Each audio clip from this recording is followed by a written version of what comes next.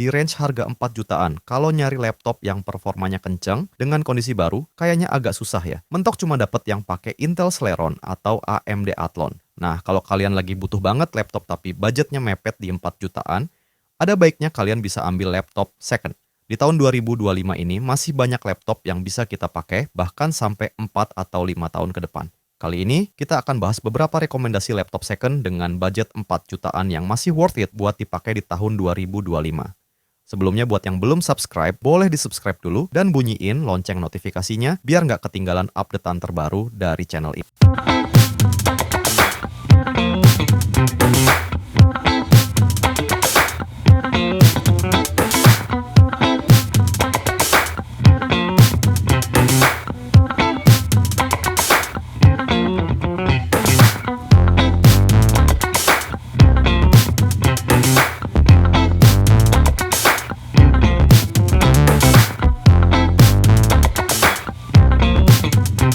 Di laptop yang pertama, ada Asus VivoBook M415D. Laptop ini berbekal prosesor AMD Ryzen 3 3250U dengan 2 core 4 thread.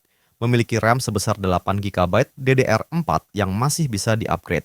Lalu untuk storage-nya, laptop Asus ini udah memakai SSD NVMe PCIe 512GB yang ditambah juga dengan satu slot hard disk yang bisa kamu manfaatin biar storage-nya lebih gede lagi. Dilengkapi juga dengan integrated graphics AMD Radeon Graphics serta operating system Windows 11. Untuk bagian layarnya, laptop ini dibekali dengan layar sebesar 14 inci dengan resolusi Full HD 1920x1080 pixel. Memakai panel IPS dengan tingkat kecerahan ada di 200 nits dan color gamut di 45% NTSC. Nggak lupa layarnya juga udah dilapisi dengan anti-glare. Laptop ini juga dibekali dengan kamera HD sebesar 720p 30 fps. Bagian keyboardnya cukup nyaman dipakai buat ngetik karena travel distance-nya yang pendek, dilengkapi pula dengan lampu backlit yang support untuk penggunaan di tempat dengan minim cahaya. Untuk fitur keamanannya, laptop ini juga dibekali fitur fingerprint yang terdapat di samping ujung touchpad. Secara fisik, laptop Asus ini nggak banyak beda dari seri-series yang lain. Bodinya berbahan polikarbonat dengan varian warna silver. Beratnya juga standar di kisaran 1,5 kg aja. Cocok banget buat yang kerjanya mobile working. Lalu untuk dimensinya, laptop ini memiliki panjang 32,54 cm dengan lebar sebesar 21,6 cm dan tebal di 1,9 cm. Beralih ke bagian portnya, di sebelah kiri kita akan menemukan satu buah USB Type-A, satu buah port HDMI, satu buah port USB Type-C, dan satu buah DC-in. Lalu di sebelah sisi kanan kita akan menemukan dua buah port USB Type-A, satu buah audio combo jack, dan satu slot microSD. Overall laptop ini cocok buat kerjaan basic harian kayak office, browsing, bahkan buka tab banyak juga masih bisa. Untuk editing kayaknya kurang ya, tapi kalau cuman mau edit-edit tipis di Canva sih masih oke juga. Dan laptop ini bisa kamu dapetin di harga 4,4 juta aja. Kita beralih ke laptop yang kedua, ada HP ProBook 430G8. HP ProBook termasuk dalam laptop bisnis dengan kelas bisnis menengah. Secara fisik, ProBook hampir mirip dengan EliteBook, tapi untuk segmentasi, spesifikasi, dan harganya jelas berbeda. Laptop ini dibekali prosesor Intel Core i3 Gen 11, tepatnya 1125G4 dengan 4 core 8 thread. Memiliki RAM sebesar 8GB DDR4 dengan storage SSD NVMe PCIe sebesar 128GB dengan GPU Intel UHD Graphics dan operating system Windows 11. Layarnya berukuran 13 inci dengan resolusi Full HD 1920x1080 pixel. Memiliki tingkat kecerahan standar di 250 nits dan color gamut di 45% NTSC. Layarnya juga udah dilapisi dengan anti-glare, jadi nggak akan menimbulkan pantulan cahaya berlebih. Keyboardnya punya travel distance yang oke, jadi enak buat ngetik-ngetik dalam waktu yang lama. Sayangnya keyboardnya belum dilengkapi dengan lampu backlit, tapi HP mengklaim bahwa keyboard ini udah spill resistant atau tahan terhadap cipratan air. Untuk keamanannya, laptop ini punya privacy shutter di bagian webcamnya, jadi ini akan sangat berguna buat yang concern sama privacy. Lalu ada fitur fingerprintnya juga.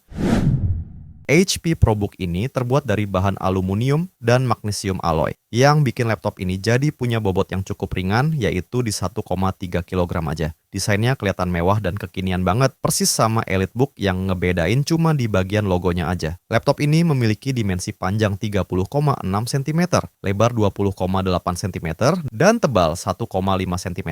Bikin laptop ini jadi kerasa compact buat dibawa kemana-mana.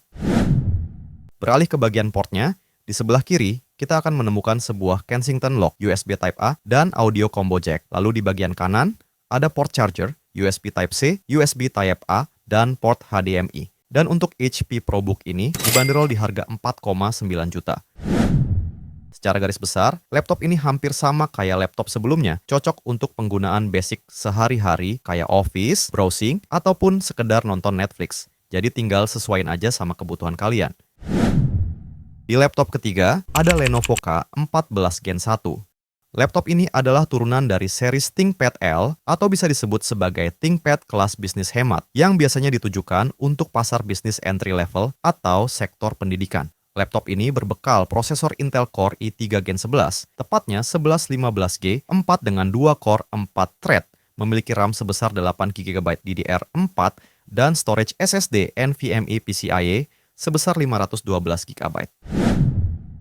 Memiliki layar sebesar 14 inci dengan resolusi Full HD di 1920x1080 pixel. Layarnya masih pakai panel TN, tapi panel ini justru banyak digunakan di banyak perusahaan karena panel ini bikin isi layar kita gak gampang diintip sama orang lain. Jadi berguna banget ketika kita lagi pakai laptop ini di tempat umum. Layarnya juga udah dilapisin fitur anti-glare, jadi nggak banyak mantulin cahaya.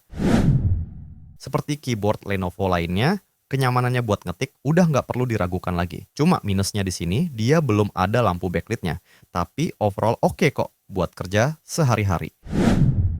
Desainnya minimalis banget dengan material polikarbonat, khas laptop bisnis banget. Laptop ini memiliki dimensi panjang 32,4 cm, dengan lebar 21,5 cm, dan tebal di 1,7 cm. Beratnya juga standar di 1,5 kg, masih cukup compact buat dibawa bepergian. Laptop ini juga dilengkapi dengan kamera webcam 720p yang cocok buat sekedar Zoom meeting. Beralih ke bagian port, di bagian kiri terdapat USB 3.2 Type-C, USB 3.2 Type-A, port HDMI, dan audio jack combo. Lalu di sebelah kanan ada USB 2.0 dan port Ethernet. Laptop ini selain cocok untuk bisnis menengah, juga cocok buat pelajar atau mahasiswa dengan kebutuhan ringan, kayak ngetik-ngetik, bikin makalah, browsing, presentasi, dan kerjaan basic lainnya. Dan kamu bisa dapetin laptop ini di harga 4,2 juta aja. Semua laptop tadi bisa kamu dapetin di Indofastcom. Untuk katalog lengkapnya bisa dicek di Instagramnya Indofastcom ya. Linknya bisa diakses di description box. Kayaknya segini dulu untuk video review kali ini. Kalau kalian suka, jangan lupa like video ini. Dan buat yang belum subscribe, buruan di subscribe ya. Makasih buat yang udah nonton sampai akhir. Dan see you on the next video.